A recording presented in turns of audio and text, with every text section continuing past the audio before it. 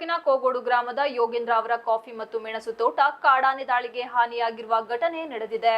ಕಾಡಾನೆ ಹಾವಳಿಯಿಂದ ಕಾಫಿ ಮತ್ತು ಮೆಣಸು ಆನೆಗಳ ದಾಳಿಯಿಂದ ನಾಶವಾಗಿದ್ದು, ಇದರಿಂದ ಸಾಕಷ್ಟು ನಷ್ಟವಾಗಿದ್ದು, ಕಾಫಿ ತೋಟ ಬೆಳೆಗಾರರು ನಷ್ಟ ಅನುಭವಿಸುವಂತಾಗಿದೆ.